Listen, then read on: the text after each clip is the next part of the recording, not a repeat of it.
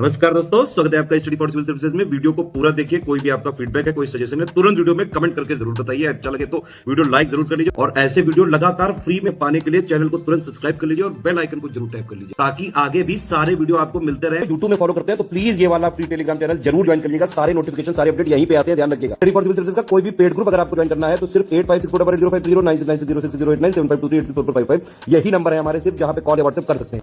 Instagram पे हमारा page जरूर फॉलो कर लीजिएगा, स्टडी फॉर सिविल .सर्विसेज है। ट्विटर पे हमको जरूर फॉलो कर लीजिएगा, @study for civils है। सारे क्वेश्चन अटेम्प्ट करिए और स्कोर अपना तुरंत कमेंट करके बताइए। नमस्कार दोस्तों, आप सभी का स्वागत है स्टडी फॉर एग्जाम्स में। दोस्तों, यह सामान्य अध्ययन सीरीज का दूसरा वीडियो है और यह आपके आगामी एग्जाम यूपीपीएससी आरओ और यूपीपीएससी प्रीलिम सहित जितने भी आगामी एग्जाम होने वाले हैं उन सभी के लिए काफ़ी बेनिफिशियल साबित होगा। तो आइए देखते हैं हम लोग आज का पहला प्रश्न। Global declaration for river dolphin by 2030 में कौन सा देश शामिल है वह आपको पहचानना है। यहाँ पर 5 देश दिया गया है: कंबोडिया, पेरू, ब्राज़ील, कनाडा और बांग्लादेश। इसके लिए 4 ऑप्शन दिया गया, आप लोग ऑप्शन पढ़ लीजिए। 11 एशियाई देशों और दक्षिण अमेरिका के देशों ने डॉल्फिन की 6 जीवित प्रजातियों को विलुप्त होने से बचाने के लिए बोगोटा, जो कोलंबिया में स्थित है, वहाँ पर इसके लिए जो है एक सम्मेलन आयोजित किया था, global declaration for river dolphin by 2030। और इसमें जो है Bangladesh, Bolivia, Brazil, Cambodia, Colombia, Ecuador, Bharat, Nepal, Pakistan, Peru और वेनेजुएला जो है इसमें शामिल थे। इसमें जो है कनाडा शामिल नहीं था। तो इसका जो ऑप्शन, जो चौथा ऑप्शन है कनाडा, ये आपका शामिल नहीं था। तो यहाँ पर पूछा जा रहा कौन कौन से देश शामिल थे। इसमें कंबोडिया, पेरू, ब्राज़ील और बांग्लादेश जो है वो शामिल थे। तो इस प्रकार जो है इसका जो ऑप्शन सी है आपका सही है। और इसमें जो है 6 प्रजातियों को विलुप्त होने से बचाने के लिए जो प्रयास शुरू किया गया है, इनमें आपका अमेजन, गंगा, सिंधु, इरावदी, तुकुक्सी, यांगजी और फिनलेस पोरपोइज जो है प्रजातियां हैं। तो यह टोटल जो है 6 प्रजातियों को संरक्षित किया जा रहा है। और भारत ने जो है गंगा डॉल्फिन को अपना जलीय जीव घोषित किया है और यह वर्ष 2009 में इसे जलीय जीव घोषित किया गया था भारत सरकार द्वारा। और अभी हाल ही में 2023 में जो है उत्तर प्रदेश सरकार ने भी जो है गंगा डॉल्फिन को अपना राजकीय जलीय जीव घोषित कर दिया है। तो यह जो है उत्तर प्रदेश का राजकीय जीव भी घोषित हो चुका है, गंगा डॉल्फिन। अगला प्रश्न देखते हैं हम लोग। आपको बताना है, यहाँ पर 4 देश दिए गए, आपको बताना है कौन स्थलरुद्ध देश नहीं है। ताजिकिस्तान, अजरबैजान, कजाकिस्तान या मालदीव। दुनिया का सबसे बड़ा जो स्थलरुद्ध देश है वो आपका कजाकिस्तान है। कजाकिस्तान जो है दुनिया का सबसे बड़ा स्थलरुद्ध देश है। ऐसा देश जिसकी सीमा किसी महासागर से ना छूती हो, तो वो सभी जो आपके स्थलरुद्ध देश होते हैं। इनमें ताजिकिस्तान, अजरबैजान और कजाकिस्तान जो है ये सभी स्थलरुद्ध देश हैं। मालदीव जो है यह स्थलरुद्ध देश नहीं है। तो यहाँ पर कौन सा नहीं पूछा गया, इसके लिए ऑप्शन डी आपका सही हो जाएगा। ये अपना प्यारा भारत देश है और भारत के नीचे जो आपका ये आपका मालदीव है। और मालदीव जो है ये आपके हिंद महासागर में स्थित ही है, इसलिए जो है स्थलरुद्ध देश कौन सा नहीं, वो आपका मालदीव है। जैसा कि आप न्यूज़पेपर के माध्यम से देख पा रहे होंगे, आजकल काफ़ी चर्चा में आपका मालदीव है और यहाँ की राजधानी आपकी माले है। तो इसका जो ऑप्शन दी है वो आपका सही है और यह आपके हिंद महासागर में स्थित है। यह भी चीज़ आप लोग नोट करते चलिएगा। अक्टूबर 2023 में आर्थिक मामलों की केंद्रीय मंत्रिमंडल समिति द्वारा गेहूं के न्यूनतम समर्थन मूल्य में पिछले वर्ष की तुलना में कितने रुपए की वृद्धि की गई है। 250 रुपये, 300 रुपये, 200 रुपये या 150 रुपये। तो इसका जो सही आंसर है, गेहूं के समर्थन मूल्य में टोटल जो है 150 रुपये की वृद्धि की गई है। तो इसका जो ऑप्शन डी है वो आपका सही है। आइए कुछ इंपॉर्टेंट जो है न्यूनतम समर्थन मूल्य को हम देख लेते हैं। गेहूं का जो समर्थन मूल्य 2023-24 में था वो आपका 2125 रुपये था, जिससे 150 रुपये बढ़ाकर जो है 2275 रुपये कर दिया गया है। इसी प्रकार से जौ का पहले 1735 था, अब जो है 1850 रुपये कर दिया गया है। इसमें जो है टोटल 115 रुपये की वृद्धि की गई है। इसी प्रकार से चना का पहले 5335 था, अब 5440 कर दिया गया है। इसमें 105 रुपये की वृद्धि की गई है। दाल जो मसूर की है उसका पहले समर्थन मूल्य 6000 रुपये था, अब जो है 6425 कर दिया गया। इसमें भी 425 रुपये की वृद्धि कर दी गई है। रैपसीड एवं सरसों पहले 5450 रुपये समर्थन मूल्य था, अब 5650 रुपये कर दिया गया। इसमें भी आपका 200 रुपये की वृद्धि कर दी गई है। और कुसुम पहले 5650 रुपये समर्थन मूल्य था, अब आपका 5800 रुपये, इसमें भी आपका 150 रुपये की वृद्धि कर दी गई है। तो गेहूं में जो है 150 रुपये वृद्धि करके 2275 रुपये वर्तमान में समर्थन मूल्य है 2024-25 के लिए। अगला प्रश्न लोग देखते हैं। चंद्रयान 3 के संदर्भ में यहाँ पे 3 स्टेटमेंट दिया गया है, आपको सही जो है विकल्प की पहचान करनी है। इसे GSLV M2 रॉकेट्स लॉन्च किया गया है। चंद्रमा पर सॉफ्ट लैंडिंग कराने वाला चौथा देश भारत बना है और 23 अगस्त को नेशनल स्पेस डे घोषित किया गया है। आपको बताना है कौन सा कथन जो है सही है, केवल 1 3, केवल 2 3, केवल 1 2 या सभी। इसका जो पहला स्टेटमेंट है वह आपका गलत है। चंद्रयान 3 को जो है 14 जुलाई 2023 को जो है प्रक्षेपित किया गया था LVM-3M4 से। LVM-3M4 से जो है चंद्रयान 3 को प्रक्षेपित किया गया था 14 जुलाई 2023 को। दूसरा स्टेटमेंट ये आपका सही है। चंद्रमा पर सॉफ्ट लैंडिंग कराने वाला भारत जो है आपका चौथा देश बन गया है। इससे पहले अमेरिका, रूस, चीन ने जो है यह लैंडिंग करा चुके थे पहले, और भारत जो है लैंडिंग कराने वाला, चंद्रमा की सॉफ्ट लैंडिंग कराने वाला चौथा देश बना है। तीसरा, 23 अगस्त को जो है नेशनल स्पेस डे जो है घोषित कर दिया गया है। तो इसका जो तीसरा जो कथन है वह भी सही है, क्योंकि 23 अगस्त को जो है वह चंद्रमा पर सॉफ्ट लैंडिंग किया था, और जिस स्थान पर लैंडिंग किया था उस स्थान को जो है शिव शक्ति नाम दिया गया है। शिव शक्ति नाम दिया गया है, यह भी काफ़ी इंपॉर्टेंट है। तो इसके जो है दूसरा और तीसरा जो स्टेटमेंट आपका है वापस सही है। पहला स्टेटमेंट गलत है, क्योंकि इसे जो है LVM-3M4 से लॉन्च किया गया था। इसका जो ऑप्शन बी है वो आपका सही है। डुडुमा जलप्रपात किस राज्य में स्थित है? झारखंड, छत्तीसगढ़, ओडिशा या तमिलनाडु? डुडुमा जलप्रपात जो है यह मचकुंड नदी पर है।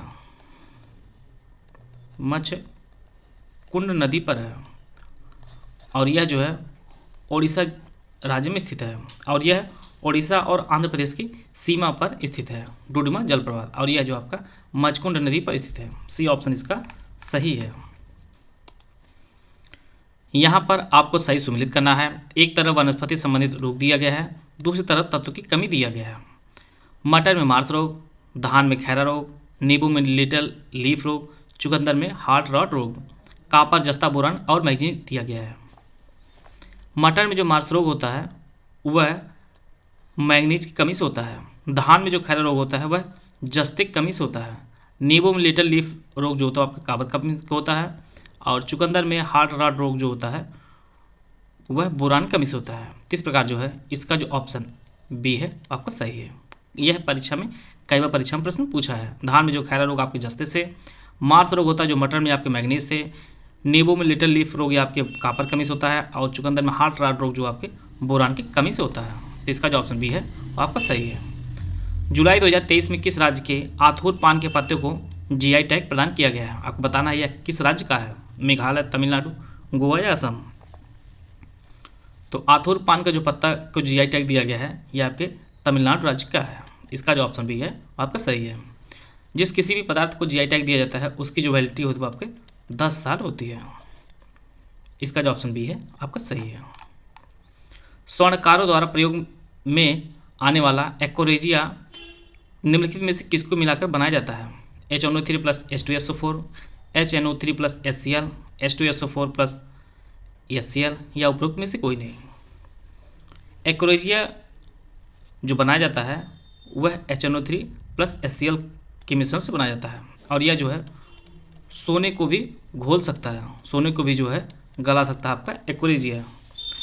इसे जो है सांद्र हाइड्रोक्लोरिक अम्ल और नाइट्रिक अम्ल के मिश्रण से बनाया जाता है, जिसका उपयोग जो है स्वर्णकार करते हैं स्वर्ण की वस्तुएं बनाने में। तो इसका जो ऑप्शन बी है वो आपका सही है। आगे बढ़ने से पहले आपको बताना चाहता हूँ 5 जनवरी से हमारे UPPSC प्रीलिम्स के जो है क्रैश कोर्स चालू किया गया है, और इसके लिए अनेक प्रकार की जो है कोर्स हमारे द्वारा लॉन्च किया गया है।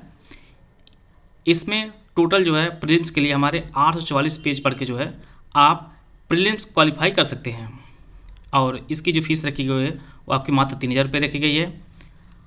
इनमें अलग अलग कोर्स हैं, जिनमें आपका टेस्ट सीरीज का अलग कोर्स है, फुल पेड ग्रुप का अलग कोर्स है, ओनली क्विज ग्रुप का अलग कोर्स है। अगर आप इन सभी में से कोई भी कोर्स लेना चाहते हैं तो ये हमारे दिए गए नंबर है, इस पर कॉल या व्हाट्सएप कर जो है जानकारी प्राप्त कर सकते हैं। आते हैं अगला प्रश्न दो। मूल संविधान में मतदान की आयु न्यूनतम 21 वर्ष थी। आपको बताना है किस संविधान संशोधन द्वारा इसे घटाकर 18 वर्ष कर दिया गया और यह वर्तमान में भी है।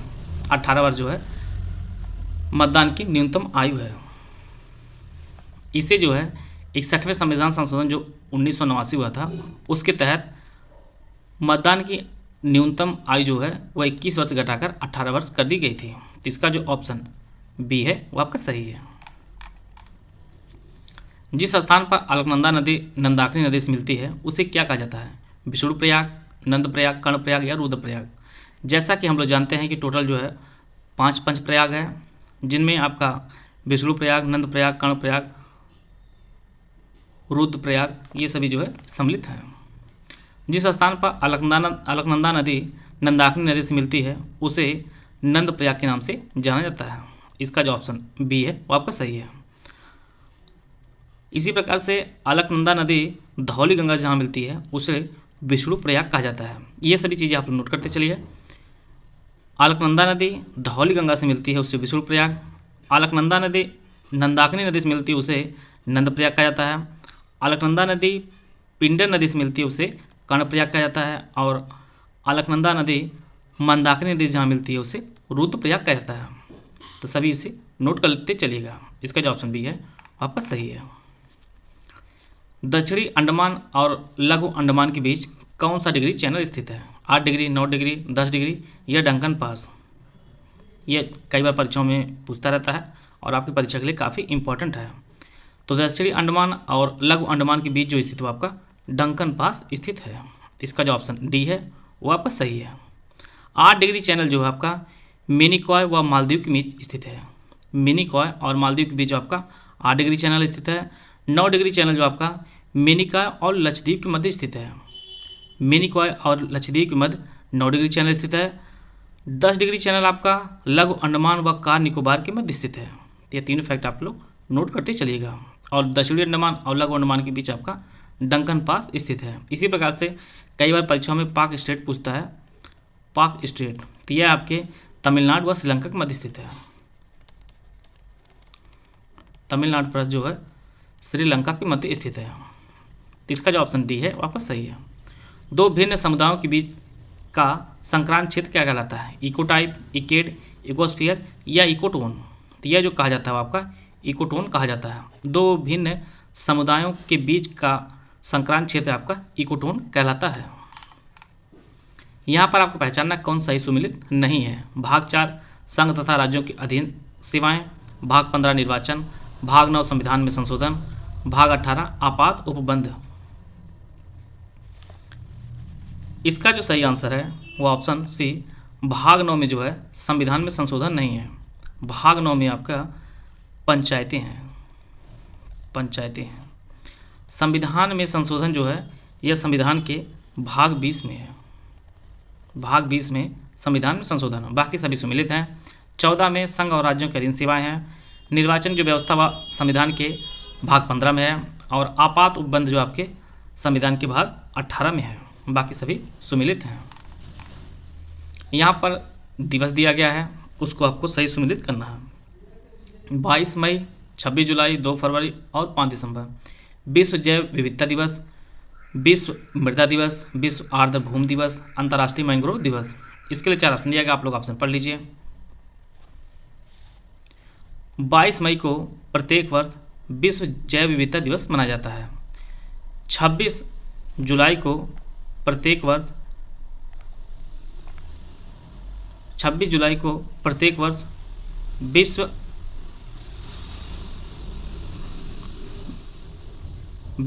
अंतर्राष्ट्रीय मैंग्रोव दिवस मनाया जाता है, और 2 फरवरी को विश्व आर्द्रभूमि दिवस मनाया जाता है, और 5 दिसंबर को विश्व मृदा दिवस मनाया जाता है। 22 मई को विश्व जैव विविधता दिवस, 26 जुलाई को अंतर्राष्ट्रीय मैंग्रोव दिवस, 2 फरवरी को विश्व आर्द्रभूमि दिवस और 5 दिसंबर को विश्व मृदा दिवस मनाया जाता है। इस प्रकार जो है इसका जो ऑप्शन डी है वो आपका सही है। भारतीय संविधान के अनुच्छेद 12, जिसे संवैधानिक उपचारों का अधिकार के नाम से जाना जाता है, के तहत कितने प्रकार की रिट का उल्लेख किया गया है? 4, 5, 6 या 3। तो टोटल जो है आर्टिकल 32 में 5 प्रकार की ऋतुओं का वर्णन किया गया है। इसका जो ऑप्शन बी है वो आपका सही है। इनमें बंदी प्रत्यक्षीकरण, परमादेश, प्रतिषेध, उत्प्रेषण और अधिकार परीक्षा, टोटल जो है 5 प्रकार की ऋतुओं का वर्णन किया गया है। इसका जो ऑप्शन बी है वो आपका सही है। NGT national green tribunal Bharat सरकार द्वारा कब स्थापित किया गया था? 2008, 2009, 2010 या 2011। तो नेशनल ग्रीन ट्रिब्यूनल एनजीटी जो स्थापित किया गया था भारत सरकार द्वारा, वो है आपका 2010 में स्थापित किया गया था। इसका जो ऑप्शन सी है वो आपका सही है। और वर्तमान में जो एनजीटी चेयरमैन है वो जस्टिस प्रकाश श्रीवास्तव है। प्रकाश श्रीवास्तव जो है वो वर्तमान में एनजीटी के चेयरमैन हैं, जिसकी स्थापना वर्ष 2010 में की गई थी।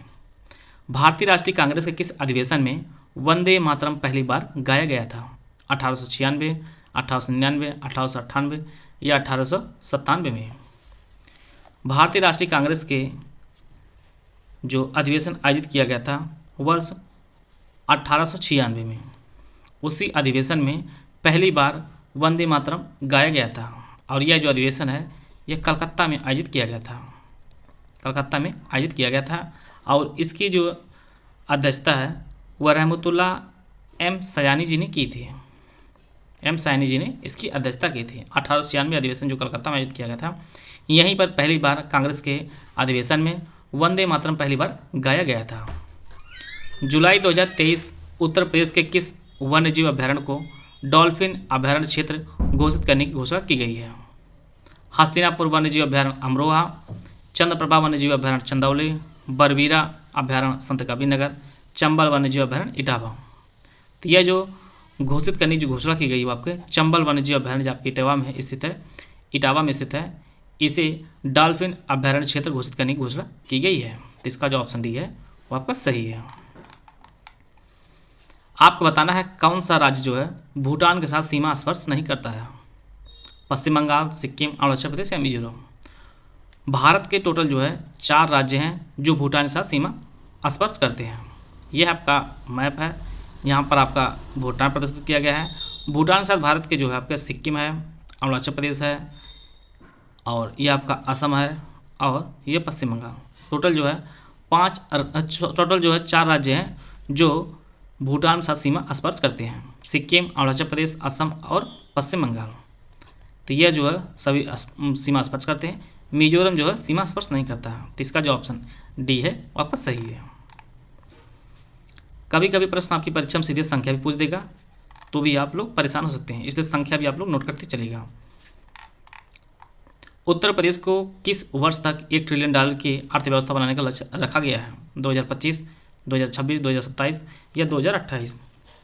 उत्तर प्रदेश सरकार ने जो है $1 ट्रिलियन की अर्थव्यवस्था बनाने का जो लक्ष्य रखा है वो आपका वर्ष 2027 तक रखा है। तो इसका जो ऑप्शन सी है वो आपका सही है। आशा है आप सभी को बहुत कुछ जानने को मिला होगा। मिलते हैं नेक्स्ट वीडियो में, तब तक के लिए जय हिंद, जय भारत।